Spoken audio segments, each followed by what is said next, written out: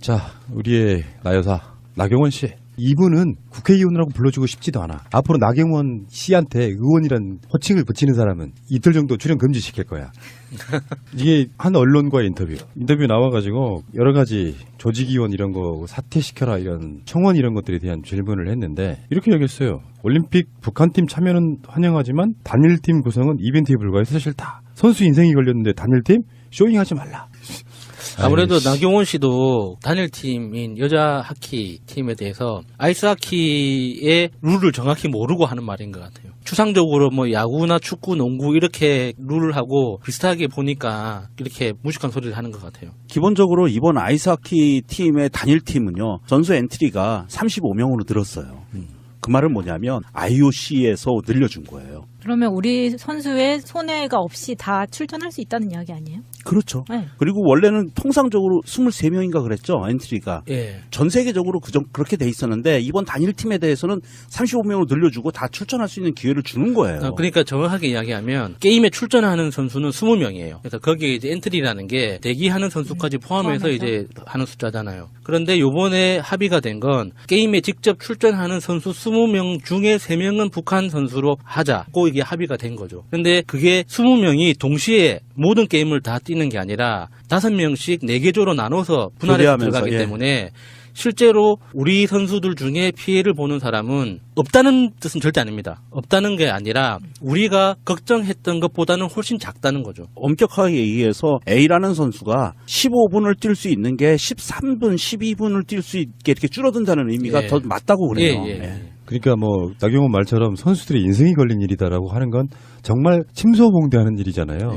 본인들이 언제부터 이렇게 선수들의 인생을 책임졌다고 그래요? 그러니까. 그럴 거면은 뭐 우리나라 좀 그 스포츠가 좀 골고루 발전할 수 있도록 제도를 좀 만들어 주든가. 그런 거잖아. 뭐 소방관 인력 확대 안 시켜주다가 불나면은 결국은 현재 정부 책임이라고 말하는 거가 똑같은 거죠. 나경원 자체는 확실히 인생의 어떤 기회주의자 이런 느낌이잖아요. 기억들 나세요? 다 까먹었지? 박근혜 국정농단 났을 때 바른정당이 태동하기 전에 가장 먼저 깃발 들었던 게 나경원이에요. 자기 혼자 살겠다고. 그러다가 나경원이 안 빠져나가고 그 자리에 머물렀어요.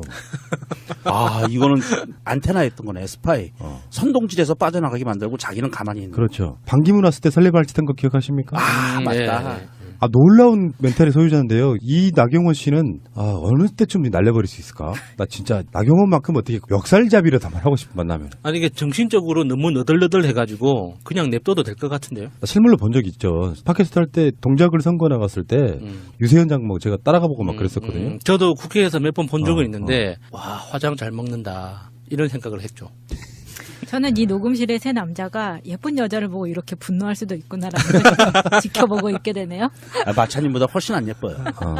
근데 나경원 이 사람은 범법 사실들이 많이 있을 것 같은데요. 근데 좀 우선순위에서 밀리기는 할 텐데 이 사람도 그 피의자 신세로 될 날이 멀지 않았을 것 같아요, 느낌이. 그리고 뭐 주어 논란, 이명박의 BBK 그 주어 논란에 대해서는 동영상을 자세히 안 보고 했단 말이다. 그래서 거짓말이죠. 그때는 내가 직업이 대변인이었다 뭐 이런 거예요. 그 동영상이 얼마나 많이 돌아다녔는데 그걸 안 봐, 못 보긴 못 봐. 그리고 지금 몇 년 만인데 10년 만에. 아, 자위대 50주년 그 기념식에 참여했을 때도 그랬었어요. 그것의 의혹에 대해서 주장하는 네티즌들한테 다 하나하나씩 고소하겠다고 답변을 하다가 나중에 그 영상이 나왔죠. 호텔 로비에서 기자가 물어보는데 의원님 지금 어디 가세요? 그랬더니 나경원이 자위대 뭐 행사한다고 점점점 이렇게 이야기하는 게 딱 잡히거든요. 그게 나온 후로 인정을 한 거예요. 그거랑 비슷한 거죠. 그래서 별명이 자위녀가 됐죠.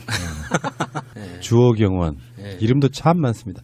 관련해서 지금 현송월 단장이 삼지연 관현악단 이거는 아마 대한민국에서의 공연을 목적으로 만들어진 악단이라 그러더라고요. 원래 있던 게 아니고. 근데 현송월이 내려와서 강릉을 갔다가 다시 서울로 왔어요. 공연을 두 군데서 하니까. 강릉, 서울 이렇게. 근데 그 사이에 한국 서울역 앞에서는 흔히 말하는 보수단체들이 김정은 인공기 이 사진 불태우고 난리가 났습니다. 그래서 지금 이게 수사 의뢰까지 된 상태예요. 그 사람들 그렇게 무서우면 이민을 가시지.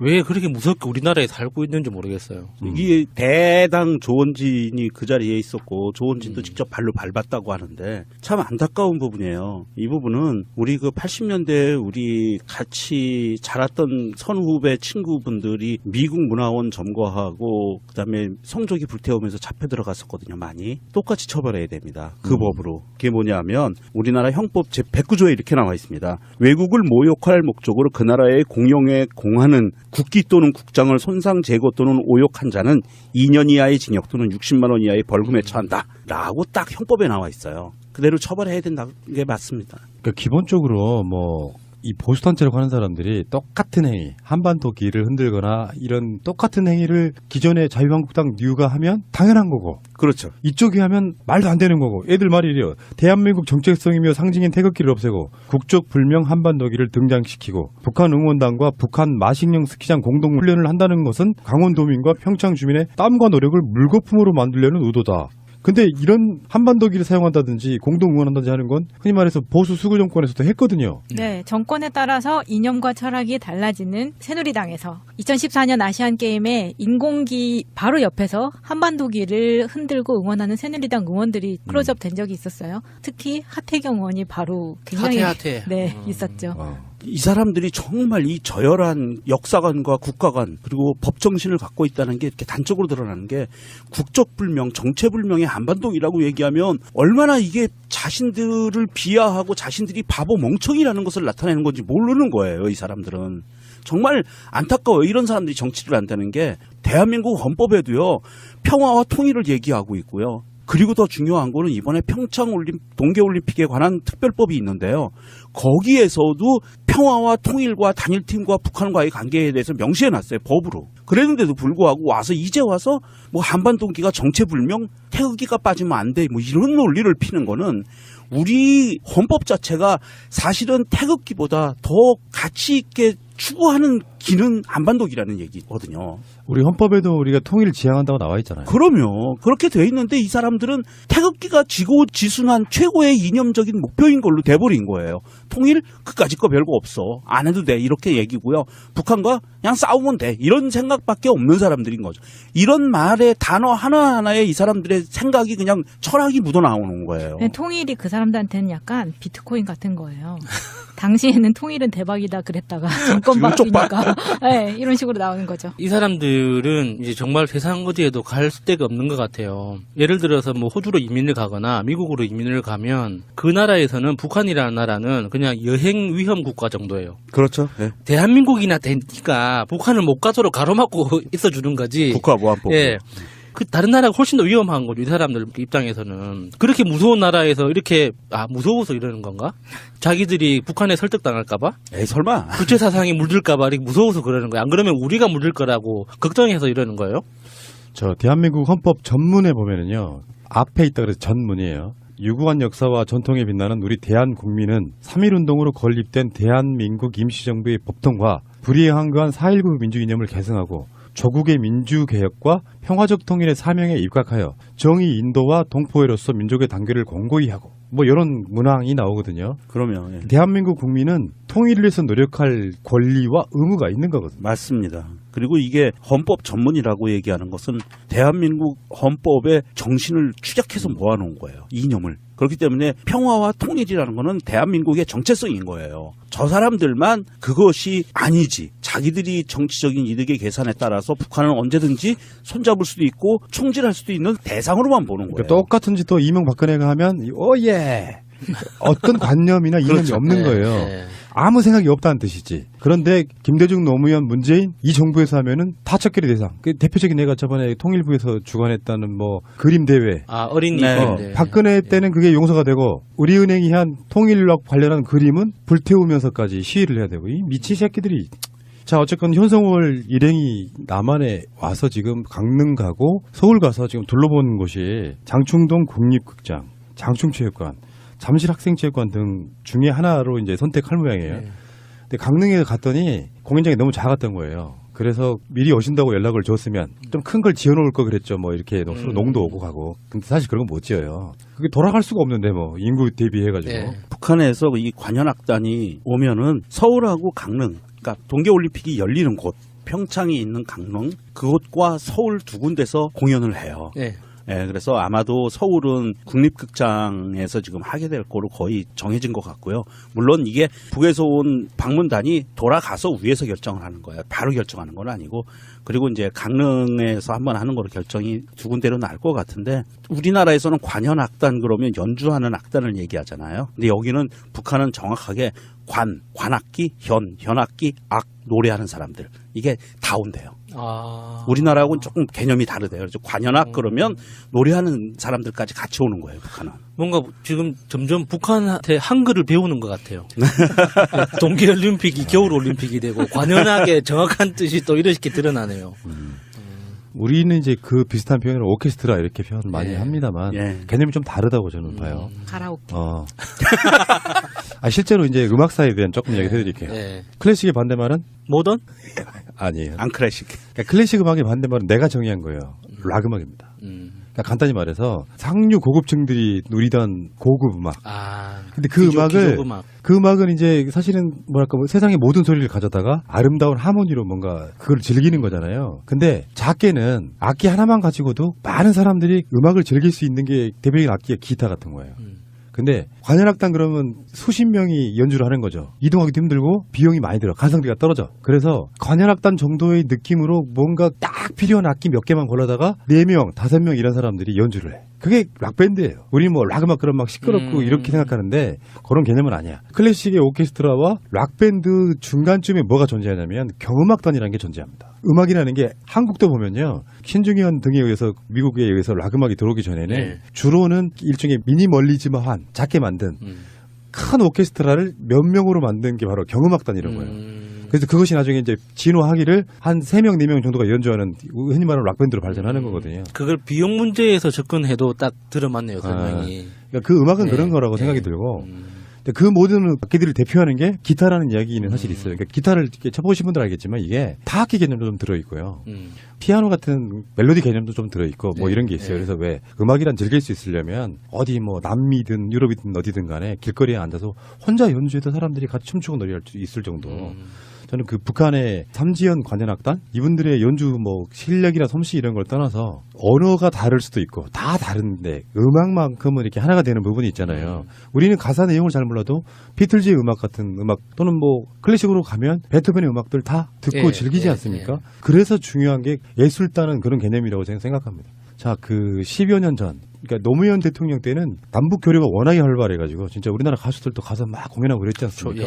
북한 공연단도 지금 들어와서 정말 멋진 어떤 하모니, 음악을 좀 들려주시길 바라겠습니다. 근데 이제 가십으로 워낙에 이제 우리나라 언론들이 현성호를 막 파파라치 쫓듯이 따라다니고 막 그러면서 계속 우리가 오늘 나간 방송에도 얘기했잖아요.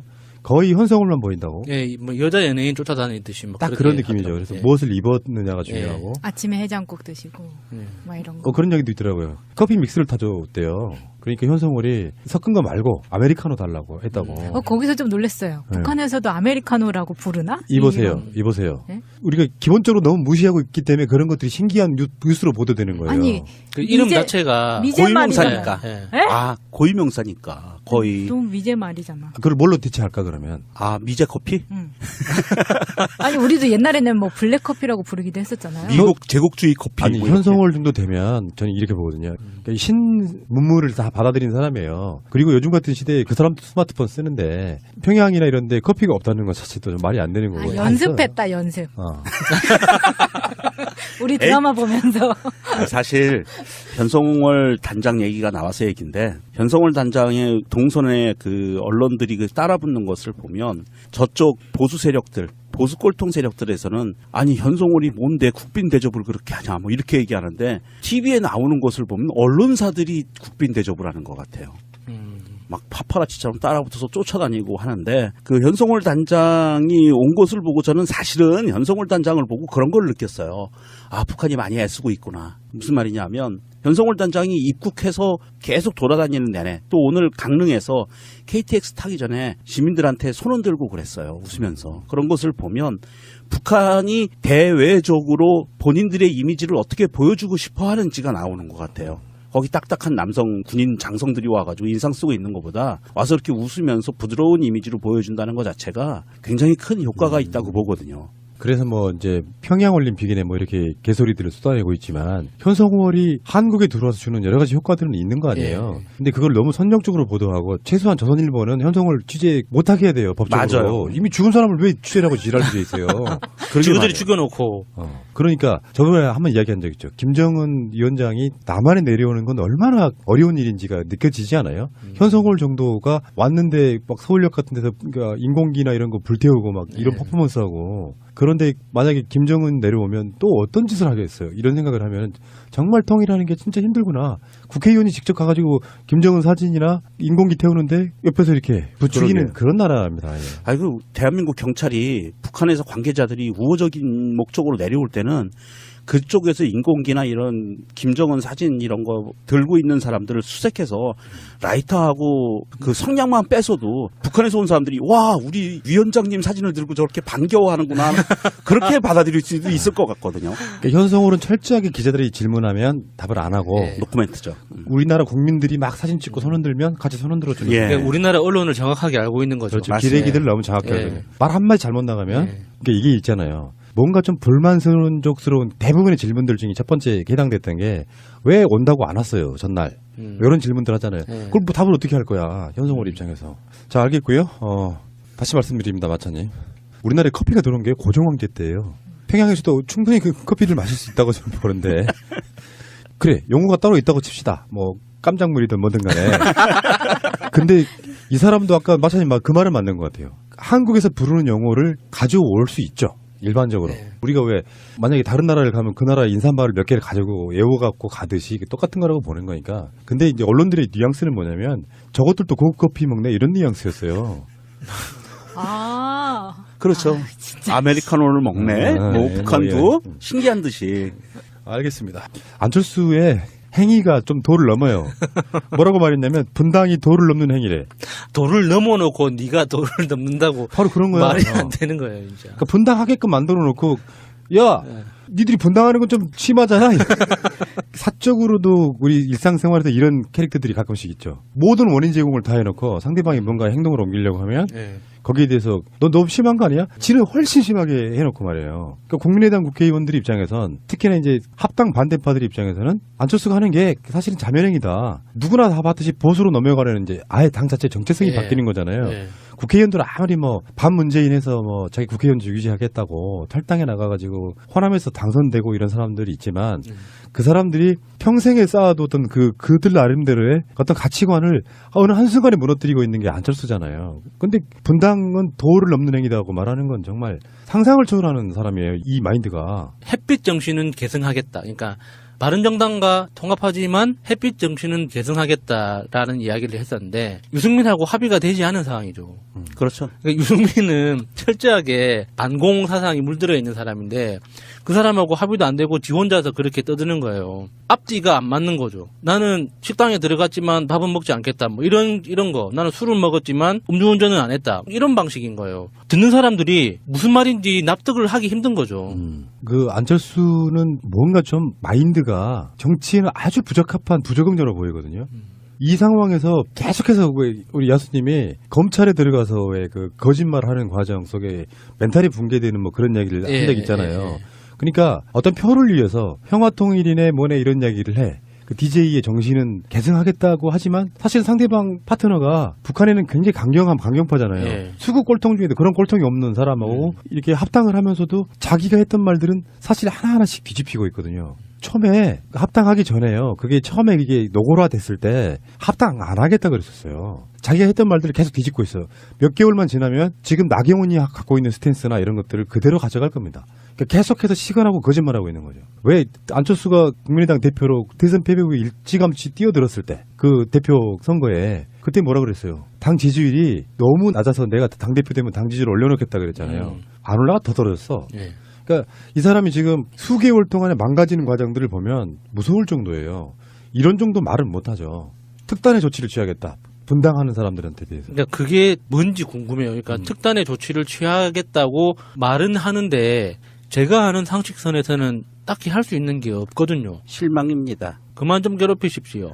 안철수 이분이 정말 이상해요. 논리적인 사고를 못하는 사람인 것 같아요. 그런 것을 보면 본인의 이야기를 보면 합당의 동기가 3가지가 나와요. 본인들이 합당을 하려고 하는 동기 3가지. 첫 번째가 더 크고 강력한 중도개혁정당으로 거듭나고자 하는 것. 두 번째는 제대로 된 야당이 되기 위한 것. 세 번째는 호남의 미래를 위해서. 이렇게 3가지를 내놓거든요. 정말 이거 논리적이지 않잖아요. 자기가 합당을 왜 하려고 하는지에 대한 그 논지로 내놓을 수 있는 말들이 아닌데 어떻게 이것을 내놓을 수 있는지. 호남 의원들이 다 반대하고 호남 사람들이 반대를 하는데 합당을 한다고 하면서 그것이 이유가 들어가 있고, 제대로 된 야당, 그리고 제대로 된 야당이 그러면 바른정당이 하고 있는 스탠스가 제대로 된 야당이라는 그런 이야기거든요. 지금 국민의당은 제대로 된 야당을 안 하고 있다. 제대로 된 야당의 모습은 바른정당이다라는 이야기를 하고 있는 거예요. 이 사람이 얼마나 형용모순에 빠져 있는지, 논리가 비논리로 점철이 돼 있고 이 비논리를 논리로 포장해서 지금 애써 강변하고 있는 거예요. 이 이야기를 안철수가 들었으면 좋겠어요. 자기가 하는 말이 얼마나 앞뒤가 안 되는지. 들으면 안 돼요. 예, 왜요? 계속 그렇게 놔둬야지. 일종의 이게 이제 오기 정치. 네. 계속 오기로 하는 거예요. 그러다 보니까 아까 말한 그런 식으로 스텝이 꼬여. 말하는 게. 예. 탈당하게끔 사람들이 막 분당하게끔 어떤 분위기를 조성해서 일방적으로 끌고 가버렸잖아. 법도 계속 거쳐. 예. 당 운영에 있어가지고 완전 독재를 지금 시전하고 있는데 그것을 놓고도 자기 당 구성원들은 가만히 있어야 되는 거예요. 논리적으로도 완전히 말이 안 되는 거잖아요. 근데 그런 말들이 안철수 입에서 나와요. 그러니까 합당 반대파들 입장에서는 더 빡이 도는 거죠. 대체 좀 심하게 표현하면 이 새끼가 도대체 무슨 생각을 갖고 있는지 이해를 할 수 없다, 그런 분위기까지 가버리는 정말 그 새로운 유형의 독재자의 출현입니다. 그러니까 바른정당 의원들 사이에서도 그런 이야기가 나와요. 이게 비례대표들 중에 놔줘야 된다. 출당시켜줘야 된다. 그래서 정확하게 정치적으로 지향점이 다르면 그 신사답게 깔끔하게 이렇게 갈라서서 자기만의 세력을 형성해서 다시 정치 세력으로서 서로 부딪힐 수 있도록 신사답게 보내줘야 된다고 이야기하는 사람들도 있거든요. 근데 유독 안철수만 지저분하게 다 쥐고 가려고 하는 거예요. 하나도 놓치지 않고. 뭐 국민의 뜻이니까 비례대표는 내가 어떻게 할 수 있는 문제가 아니래. 그러니까 이거 다 내 거야. 이런 거죠. 그러니까 이게 바른정당과 합당한다는 명분이 사실은 이게 정치적인 지향점도 아니고 정치를 하기 위함도 아니고 사실은 이게 자기의 지분을 더 공고히 하기 위한 수작질밖에 안 되는 거죠. 이런 짓들을 보면 아까 오기의 정치라고 그랬는데 그거 표준어고요. 우리 동네에서는 이거 오가지 핀다 그래요. 오가지. 네. 땡깡. 그렇지. 땡깡 네, 피는. 정말 저열해요. 안철수는 볼수록 안타깝습니다. 대한민국의 정치 지형이, 정치인들이 국민들의 의식 수준을 이렇게 못 따라갈 수도 있을까 하는 안타까움이 많이 배어나오는 사람이에요. 지금 이제 합당 반대파들이 신당 만들겠다고 나와서 지금 예. 28일 날 창당준비위원회 발기인 대회가 열린대요. 그러면은 국민의당 당적 갖고는 못하죠. 예. 그때부터 탈당이 시작되는 거고. 예. 이 사람도 이렇게 막 스피디하게 움직이는 이유는 이제 결국은 지방선거 때문인데 1월 달에 당 준비해가지고 2월 달 막 속전속결로 해서 당 하나 만들고 스스로들이 이제 3월 달부터 시작되는 어떤 그 각 당의 지방선거 공천을 서로 이제 하는 부분들이겠죠. 어쨌건 그 안철수가 갖고 있는 그 이걸 상식 이하라고 하는 게 저는 맞을 것 같고요. 이분들의 지금 거론되는 당명 한번 보겠습니다. 개혁평화당. 개평당. 개평당. 딱 네, 그 똑같은 거 좋네요. 생각했네. 그러니까 이게 참 그다음 민주평화당, 햇볕당, 국민 속으로당. 국민 속으로다. 아이씨. 이거 우리가 옛날에 얘기했던 거 방송 듣고 표절한 거 아니에요? 새가 날아든 당. 예. 이거 국민 속으로당은 국민 속인당 뭐 이렇게 이제 보일 가능성이 높고요. 딱이네요. 실제로 이제 어떤 느낌이냐면 더불어민주당 당명은 사실 혁명적이었어요. 그래서 처음에는 좀 이상했는데 입에 오르니까 괜찮죠. 네. 더민주 어, 하잖아요. 더불어민주당이라는 네. 좀 다소 긴 길이도 그냥 무리 없이 소화가 되는 네. 입에 잘 오르는 느낌인데 개짜는 절대 넣으면 안 됩니다. 꼭 넣었으면 좋겠어요. 그래서. 아니 이게 지금 나는 안철수를 깨기 위해서 이 사람들한테 힘을 실어줘야 된다고 나는 생각하는 주의예요. 그러니까 개짜가 들어가는 당 이름은 항상 하면 안 돼. 예, 그러니까 안 돼요. 뭐 개혁 보수신당, 개보신당이었고요 저번에. 개신당. 개짜 들어가는 건 절대 안 돼. 예. 개짜는 여기서도 개평 바로 나오는 것처럼 안 되고. 민주평화당도 이거 민평. 이거 약간 민주당 쪽의 냄새가 나서 좀 이거 본인들도 싫어하지 않을까 싶기도 한데요. 박지원 전 대표 의원이 한 말. 해당 행위를 한 것은 안철수 대표이고 불법 행위를 한 것도 안철수다. 만약 박지원의 해당 행위로 본다면 당장 제면시켜주면 대단히 영광스럽겠다. 이런 것도 괜찮지. 출당시켜주는 거예요. 예. 지금 실제로 한 17명 정도가 대놓고 안철수를 반대하고 있고 거기에 이제 간당간당 하신 분들이 있고 중립파 있고 또 말하지 않는 뭐 비례의원들 있고. 중에 정말 간절하게 원하는 사람이 있을 거라고 봐요. 나 좀 그렇죠. 출당시켜주지 하는 이상돈 의원 같은 사람. 내가 아는 어떤 분이 자기 이제 학교 때 무슨 뭐 지인들 뭐 이렇게 이야기하면서 대학교 때 초학생회장 했던 사람이 하나 있대요. 자기 학교에. 근데 이 사람이 국민의당에 들어가 있다고. 근데 만약에 안철수의 지금 노선을 그대로 따라가면요. 자유한국당과 크게 다를 게 없는 상태가 되는 거예요. 아무리 이제 뭐 반문재인 기치 내걸고 당을 분당해 나갔지만 그 당에 주로 따라간 사람들은 그 지역구 국회의원들과의 어떤 인맥으로 이렇게 그 당으로 간 건데 송두리째 그 사람들의 인생 자체에 이념이 바뀌는 상태가 와요. 이런 정도 되면은 안철수는 그 이념 자체를 인정하지 않는 거거든요. 이념이 뭐가 중요해? 이념이라는 개념 자체가 없는 것 같아요. 그러니까 이명박의 실용주의적인 그런 느낌이에요. 뭐 용어를 이렇게 오용하는 건 좀 미안한 일이지만 그래서 그게 없다고 생각하는데 지금에 와서 내가 느끼는 게 그런 거거든요. 영화 1987도 보고 등등의 상황들을 보면 이념은 정말 중요하다고 봐요. 그 이념이라는 게 보수와 진보로서의 그런 이념이 아니고 사실은 가치관인 거예요. 내 가치관이 확실히 지금 민주 진보 진영의 사람들과 보수 진영의 사람들은 달라요. 경제를 바라보는 관점, 예. 정치를 바라보는 관점, 사회를 바라보는 모든 관점이 달라요. 예. 부의 재분배에 대해서만큼도 완전히 다르잖아요. 근데 그 상황들이 완전히 바뀔 처지에 놓여 있는 사람들 입장에서는 미치는 거죠. 그러니까 확실한 태도라는 게 정말 그게 철학적 행위로 드러난다고 보는데 대표적으로 1987의 그 이한열 열사의 어머니인 배은심 여사님이 지금 민주화 운동 유가족 협의회 대표시거든요. 거기에 이제 민주화 운동 유가족 어르신들이 굉장히 많으세요. 그 협회 자체에. 그 어르신들이 항상 뭐 이렇게 고수톱을 치면서도 싸우고 밥 먹으면서도 뭐 티격태격 싸우고 막 항상 토론과 이렇게 다툼이 잦은 곳이지만 딱 하나 일치 단결하는 게 약자가 핍박받고 있다 그러면은 시간과 장소를 따지지 않고 무조건 출동합니다. 어르신들이.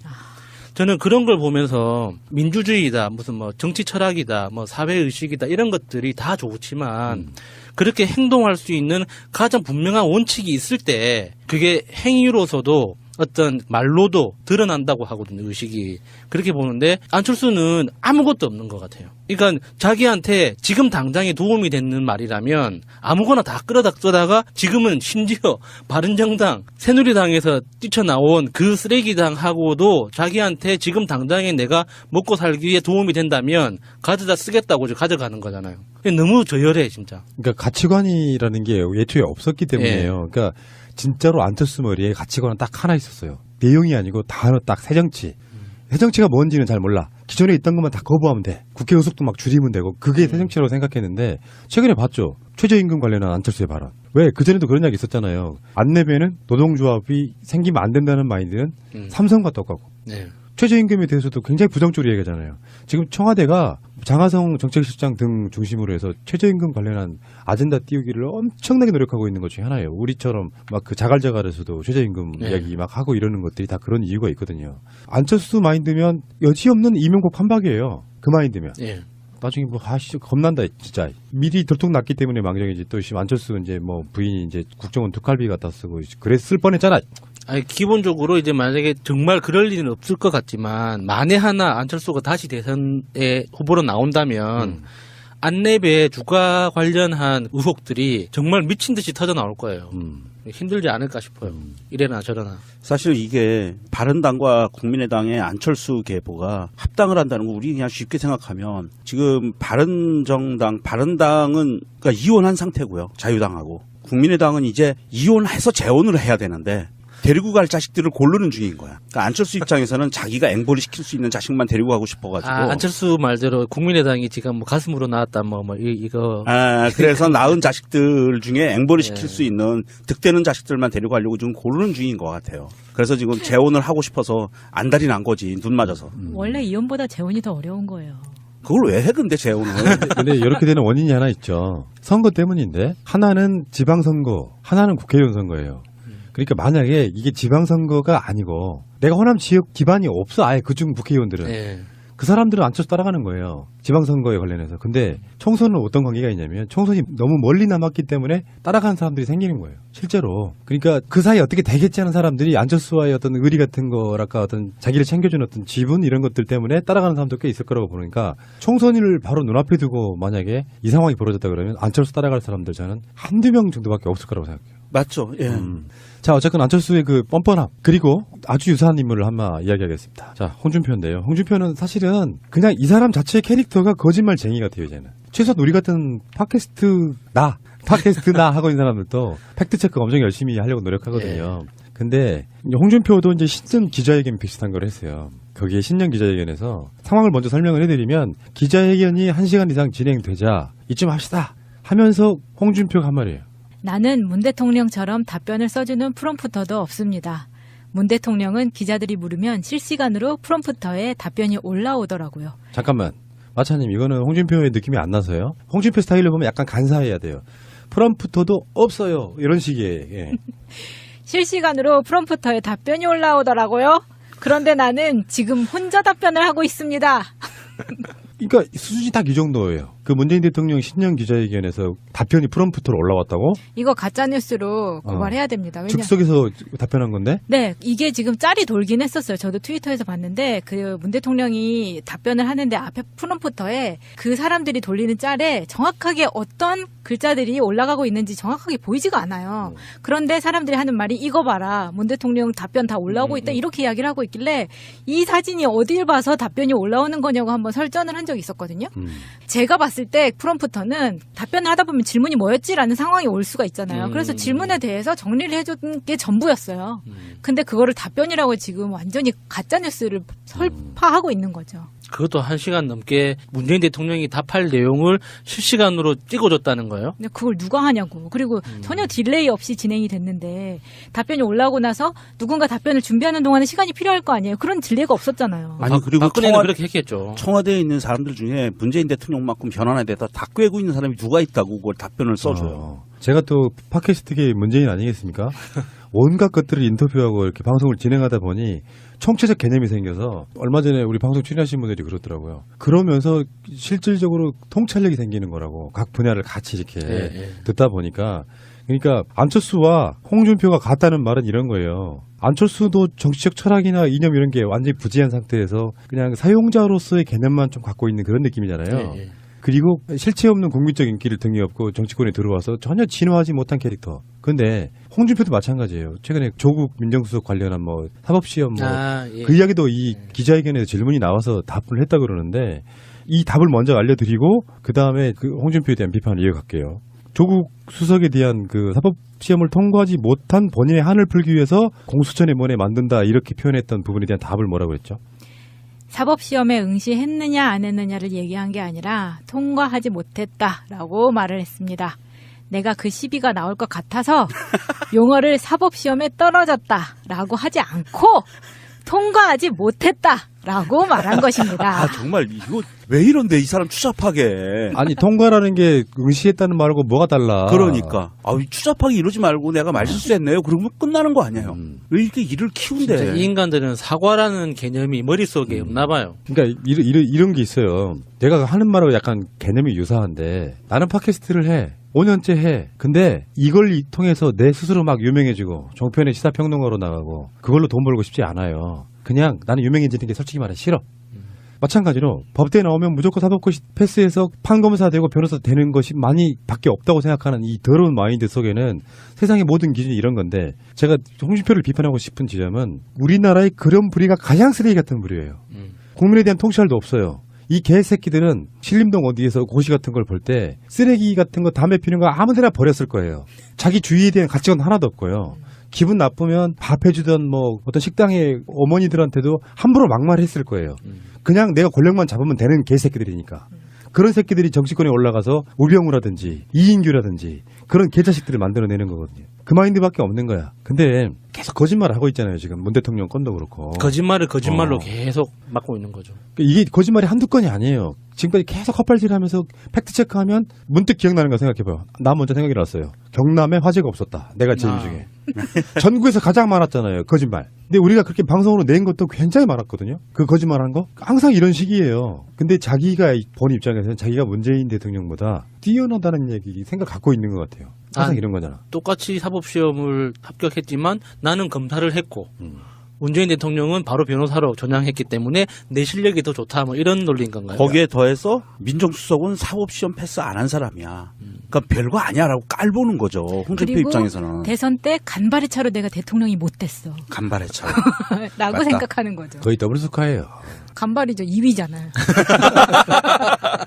어찌됐든 이 사람은 정말 하는 행동이나 하는 말을 보면 한 사람의 인격을 갖고 있는 사람이 아닌 것 같아요. 이 안에 여러 인격이 들어있는 것 같고 그중에 대표적으로 나오는 게 지금 이게 거짓말하는 인격이 주로 많이 나오고 땡깡 쓰고 하는데 전 깜짝 놀랐어요. 이 사람이 한 얘기가 철부지들은 팩트를 막말로 본다. 그리고 다 깔보는 거예요. 국민들을 철부지로 깔보는 거예요. 언론이나 정치인들을 그렇게 얘기하면 괜찮겠는데 그것까지는 제가 이해해요.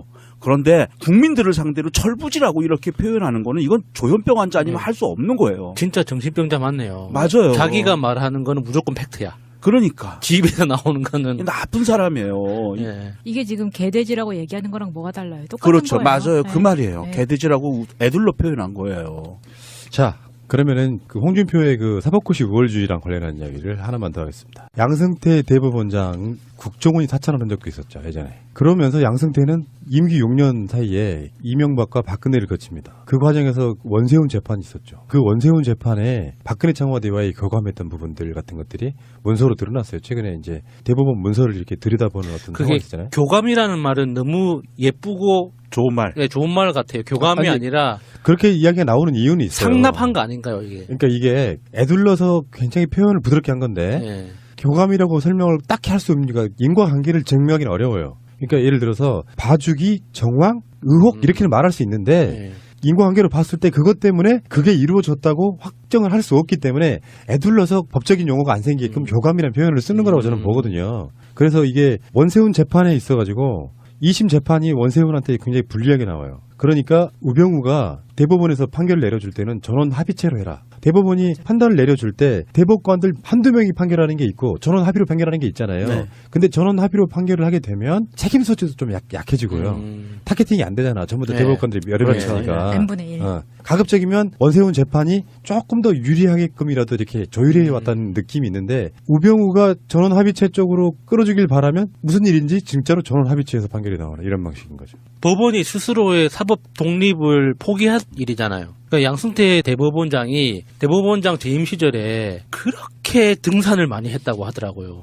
그렇게 거의 매일 등산을 하다시피 했는데 그 와중에도 이런 일을 했다는 게 너무 놀랍네요, 진짜. 자기 스스로 법원의 독립을 포기한다는 거. 등산만 간 줄 알았어?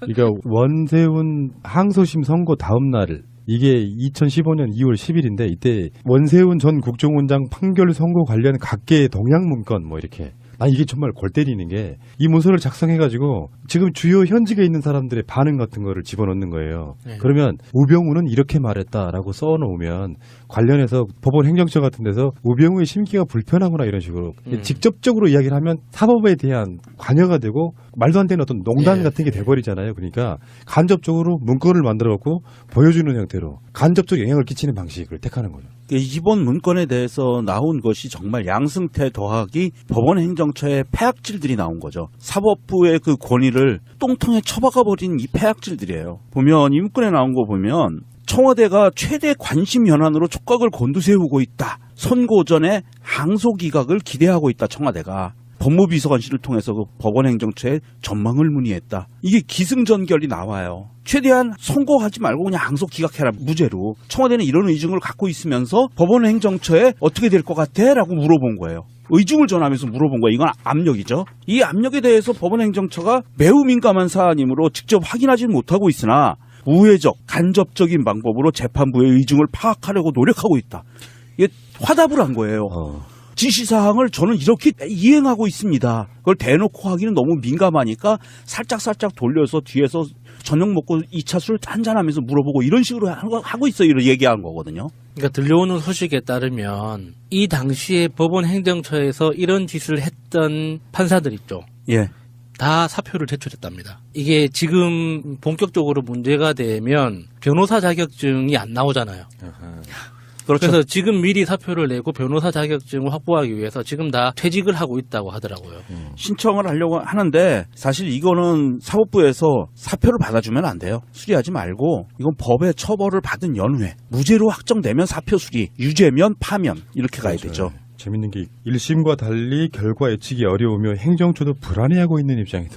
왜 얘네들이 왜 불안해? 불안해하는 거야? 그러니까 이건 하수인인 거예요. 부역자 이상도 아니고 이하도 아니에요. 그러니까 합리적 추정으로는 왜 그 대선 무효 소송이 있었잖아요. 네. 대선 끝나고 이게 뭐 여러 가지 전자 개표기를 사용했다든지 여러 가지 이유로 총체적인 관건 선거라는 네. 이유로 대부분 이제 법원에다가 그 대선에 관련된 건 1심으로 끝나는 거니까 그거를 했는데 아직까지도 그게 안 나왔잖아요. 그 사이에 뭐가 있었냐면은 정권이 바뀌었으므로 실익이 없으므로 이 소송은 기각한다 뭐 이런 식으로. 그렇죠. 그렇게 끝냈죠. 각하도. 근데 그걸 완고하게 맡고 있던 사람이 바로 양승태였다는 거죠. 그랬을 거 아니에요. 지금 현재 대법원장의 임명권도 갖고 있고 사실상의 행정부의 어떤 그 쓰기 나름으로는 예. 국정원장도 뒤를 캐버려. 이거는 나는 그렇게 봐요. 대법원장의 뒤를 캐면서 뭔가 어떤 군인 입장에서 보면 뒤를 캤다는 게 언론 보도상으로 나오는 것만으로도 저는 끔찍했을 거라고 봐요. 직접 무슨 이야기를 하지 않아도 예.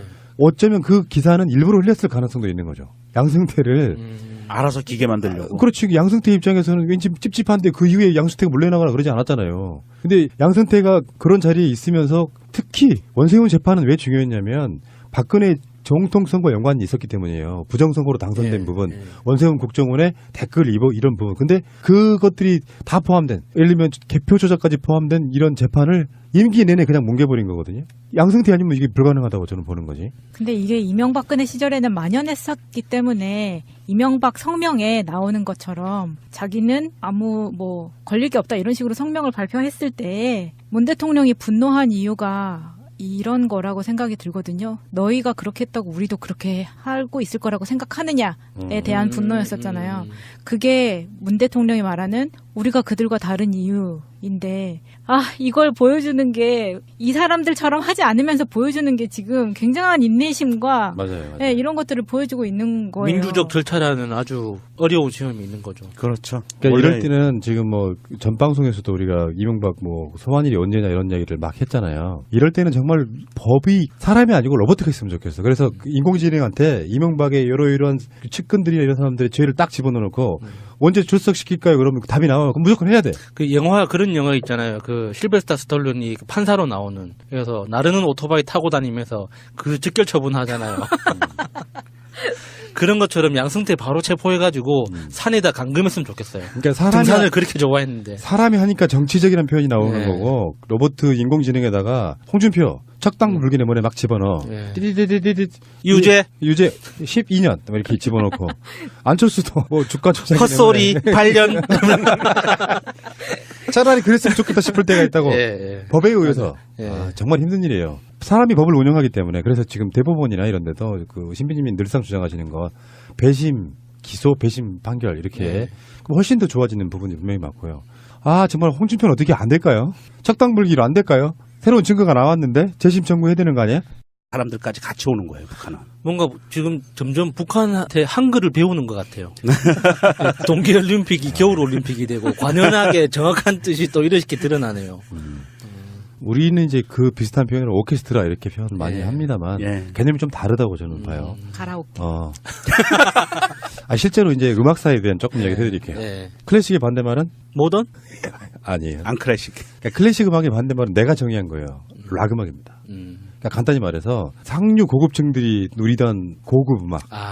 근데 그 그 음악은 이제 사실은 뭐랄까 세상의 모든 소리를 가져다가 아름다운 하모니로 뭔가 그걸 즐기는 거잖아요. 근데 작게는 악기 하나만 가지고도 많은 사람들이 음악을 즐길 수 있는 게 대표적인 악기가 기타 같은 거예요.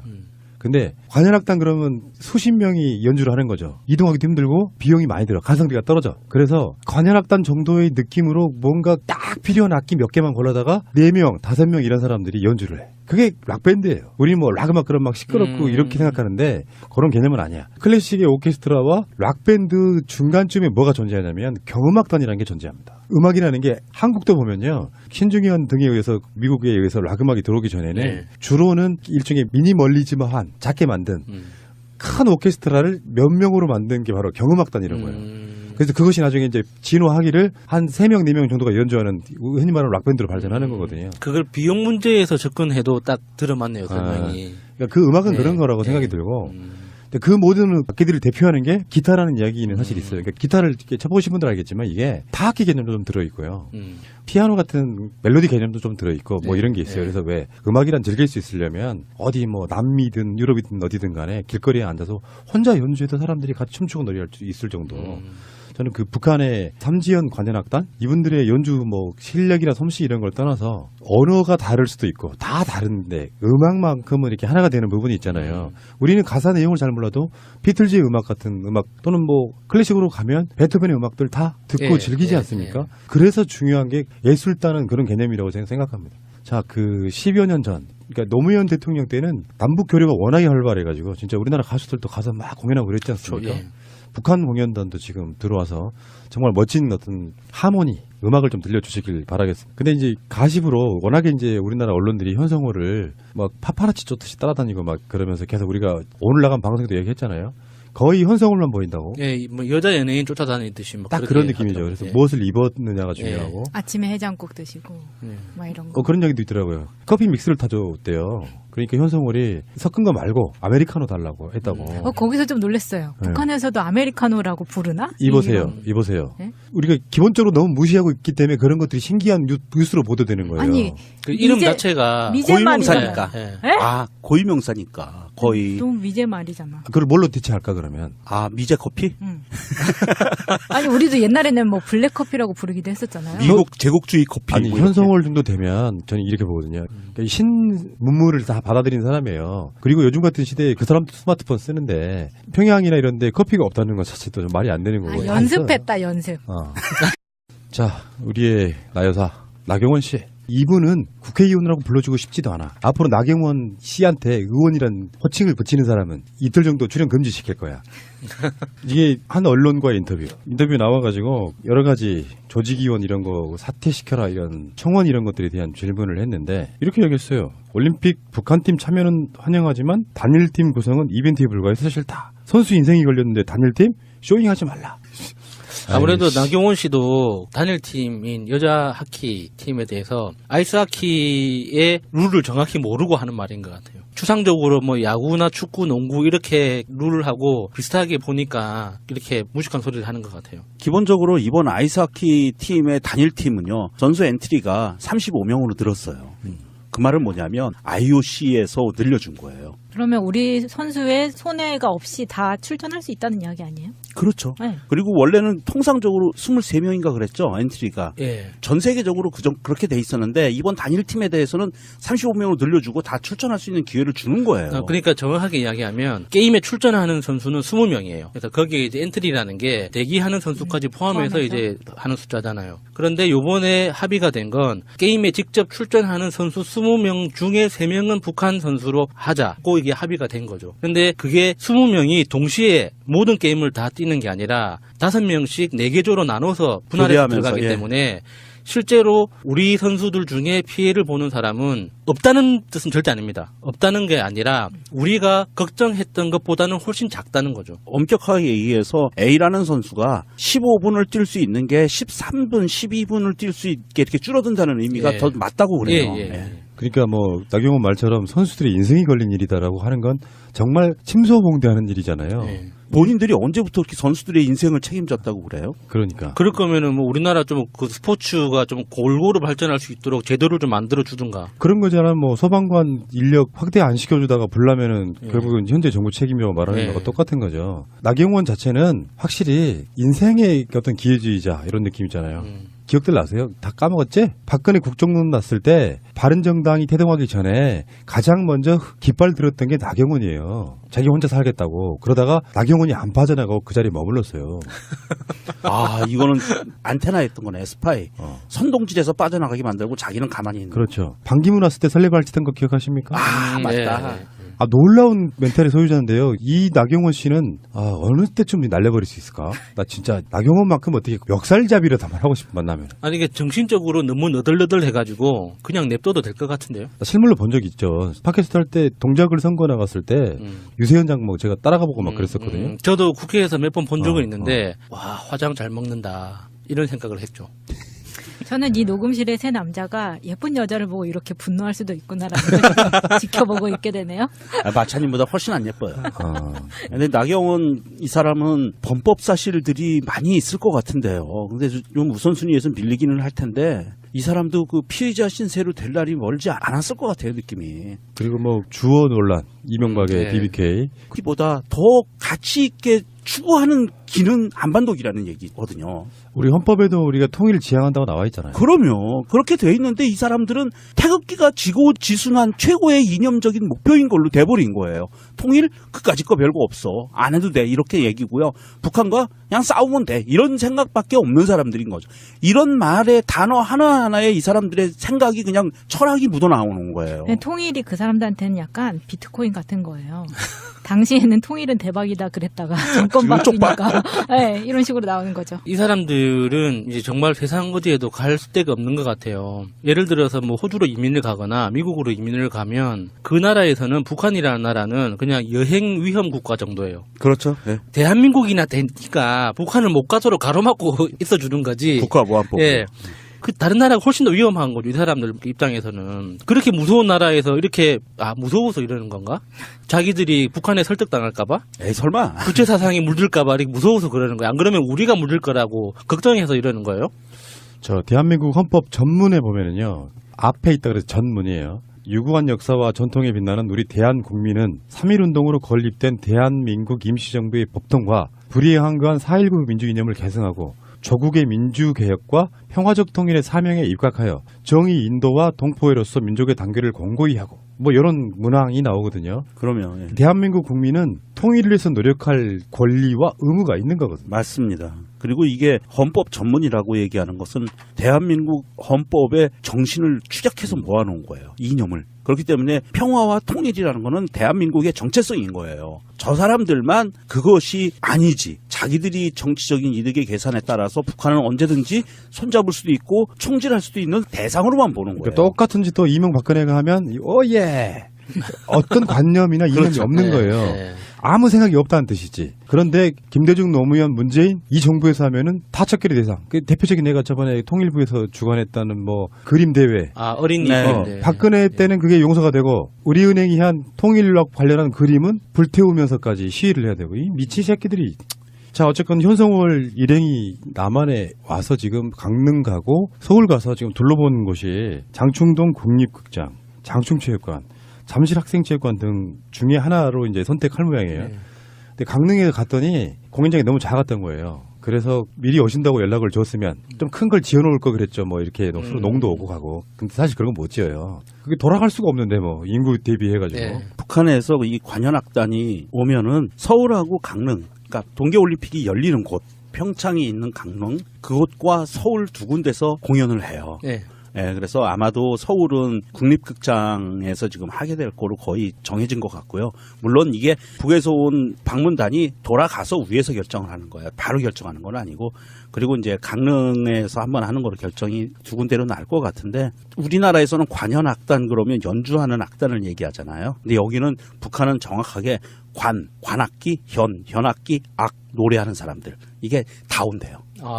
우리나라하고는 조금 개념이 다르대요. 그래서 관현악 그러면 노래하는 그 주어 논란에 대해서는 동영상을 자세히 안 보고 했단 말이다. 그래서 거짓말이죠. 그때는 내가 직업이 대변인이었다 뭐 이런 거예요. 네. 그 동영상이 실드가. 얼마나 많이 돌아다녔는데 그걸 안 봐, 못 보긴 못 봐. 그리고 지금 몇 년 만인데 10년 만에 자위대 50주년 그 기념식에 참여했을 때도 그랬었어요. 그것의 의혹에 대해서 주장하는 네티즌들한테 다 하나하나씩 고소하겠다고 답변을 하다가 나중에 그 영상이 나왔죠. 호텔 로비에서 기자가 물어보는데 의원님 지금 어디 가세요? 그랬더니 나경원이 자위대 뭐 행사한다고 점점점 이렇게 이야기하는 게 딱 잡히거든요. 그게 나온 후로 인정을 한 거예요. 그거랑 비슷한 거죠. 그래서 지금. 별명이 자위녀가 됐죠.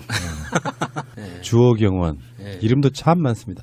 관련해서 지금 현송월 단장이 삼지연 관현악단 이거는 아마 대한민국에서의 공연을 목적으로 만들어진 악단이라 그러더라고요. 원래 있던 게 아니고 근데 현송월이 내려와서 강릉을 갔다가 다시 서울로 왔어요. 공연을 두 군데서 하니까 예. 강릉, 예. 서울 이렇게. 근데 그 사이에 한국 서울역 앞에서는 흔히 말하는 보수단체들이 김정은 인공기 이 사진 불태우고 난리가 났습니다. 그래서 지금 이게 수사거래까지 된 상태예요. 그 사람들 그렇게 무서우면 이민을 가시지.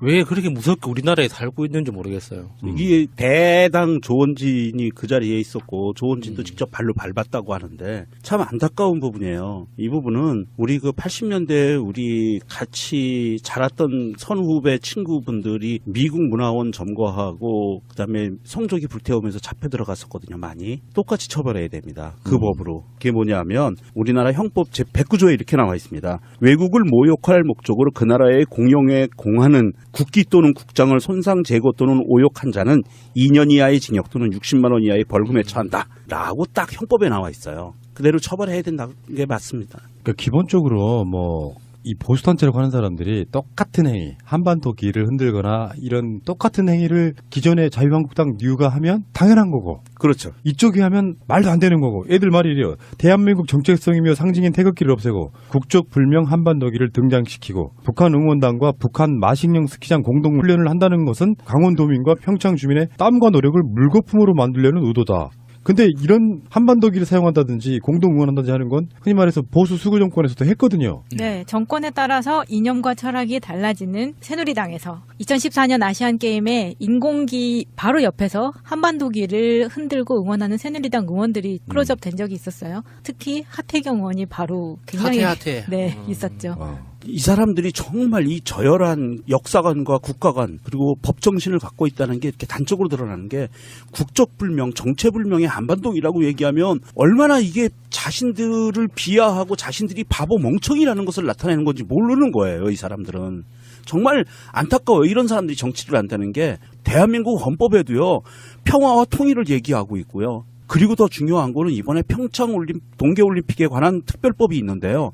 거기에서도 평화와 통일과 단일팀과 북한과의 관계에 대해서 명시해놨어요. 법으로. 그랬는데도 불구하고 와서 이제 와서 뭐 한반도기가 정체불명, 태극기가 빠지면 안 돼. 뭐 이런 논리를 피는 거는 우리 헌법 자체가 사실은 태극기 우리 드라마 보면서 사실 현송월 단장 얘기가 나와서 얘기인데 현송월 단장의 동선에 그 언론들이 그 따라붙는 것을 보면 저쪽 보수 세력들 보수 꼴통 세력들에서는 아니 현송월이 뭔데 국빈 대접을 그렇게 하냐 뭐 이렇게 얘기하는데 TV에 나오는 것을 보면 언론사들이 국빈 대접을 하는 것 같아요. 막 파파라치처럼 따라붙어서 쫓아다니고 하는데 그 현송월 단장이 온 것을 보고 저는 사실은 현송월 단장을 보고 그런 걸 느꼈어요. 아 북한이 많이 애쓰고 있구나. 무슨 말이냐면 현송월 단장이 입국해서 계속 돌아다니는 내내 또 오늘 강릉에서 KTX 타기 전에 시민들한테 손 흔들고 그랬어요. 웃으면서. 그런 것을 보면 북한이 대외적으로 본인들의 이미지를 어떻게 보여주고 싶어 하는지가 나오는 것 같아요. 거기 딱딱한 남성 군인 장성들이 와가지고 인상 쓰고 있는 것보다 와서 이렇게 웃으면서 부드러운 이미지로 보여준다는 것 자체가 굉장히 큰 효과가 있다고 보거든요. 그래서 뭐 이제 평양올림픽이네 뭐 이렇게 개소리들을 쏟아내고 있지만 현송월이 한국에 들어와서 주는 여러 가지 효과들은 있는 거 아니에요. 예. 근데 그걸 너무 선정적으로 보도하고 최소한 조선일보는 현송월 취재 못하게 해야 돼요. 법적으로. 맞아요. 이미 죽은 사람을 왜 취재를 하고 지랄 수도 있어요. 지그들이 죽여놓고 그러니까 저번에 한번 이야기한 적 있죠. 김정은 위원장이 남한에 내려오는 건 얼마나 어려운 일인지가 느껴지지 않아요? 현송월 정도가 왔는데 막 서울역 같은 데서 그러니까 인공기나 이런 거 불태우고 막 이런 퍼포먼스하고 그런데 만약에 김정은 내려오면 또 어떤 짓을 하겠어요? 이런 생각을 하면 정말 통일하는 게 진짜 힘들구나. 국회의원이 직접 가가지고 김정은 사진이나 인공기 태우는데 옆에서 이렇게 부추기는 그런 나라입니다. 예. 아이고 대한민국 경찰이 북한에서 관계자들이 우호적인 목적으로 내려올 때는 그쪽에서 인공기나 이런 김정은 사진 이런 거 들고 있는 사람들을 수색해서 라이터하고 그 성냥만 뺏어도 북한에서 온 사람들이 와 우리 위원장님 사진을 들고 저렇게 반겨워하는구나 그렇게 받아들일 수도 있을 것 같거든요. 그러니까 현성월은 철저하게 기자들이 질문하면 답을 안 하고 네. 노코멘트죠. 우리나라 국민들이 막 사진 찍고 손 흔들면 같이 손 흔들어 주는 예. 거예요. 그러니까 우리나라 언론을 정확하게 알고 있는 거죠. 그렇죠. 맞습니다. 기레기들 너무 정확하게 예. 알고 있는 거예요. 말 한마디 잘못 나가면 예. 그러니까 이게 있잖아요. 뭔가 좀 불만족스러운 대부분의 질문들 중에 첫 번째 해당됐던 게 왜 온다고 안 왔어요 전날 이런 질문들 하잖아요. 예. 그걸 뭐 답을 어떻게 할 거야 현성월 입장에서. 자 알겠고요. 다시 말씀드립니다 마차님. 우리나라에 커피가 들어온 게 고종황제 때예요. 평양에서도 충분히 그 커피를 마실 수 있다고 저는 보는데 그래 용어가 따로 있다고 칩시다. 뭐 깜짝물이든 뭐든 간에. 근데 이 사람도 아까 마차님 그 말은 맞는 것 같아요. 한국에서 부르는 용어를 가져올 수 있죠. 일반적으로. 네. 우리가 왜 만약에 다른 나라를 가면 그 나라 인사말을 몇 개를 가지고 외워갖고 가듯이 똑같은 거라고 보는 거니까. 근데 이제 언론들의 뉘앙스는 뭐냐면 저것들도 고급 커피 먹네 이런 뉘앙스였어요. 아. 그렇죠. 아메리카노를 먹네. 아, 뭐 네, 북한도 뭐, 예. 신기한 듯이. 알겠습니다. 안철수의 행위가 좀 도를 넘어요. 뭐라고 말했냐면 분당이 도를 넘는 행위래. 도를 넘어놓고 네가 도를 넘는다고 바로 그런 거야. 말이 안 되는 거예요, 진짜. 그러니까 분당하게끔 만들어 놓고 야 니들이 분당하는 건 좀 심하잖아. 사적으로도 우리 일상생활에서 이런 캐릭터들이 가끔씩 있죠. 모든 원인 제공을 다 해놓고 상대방이 뭔가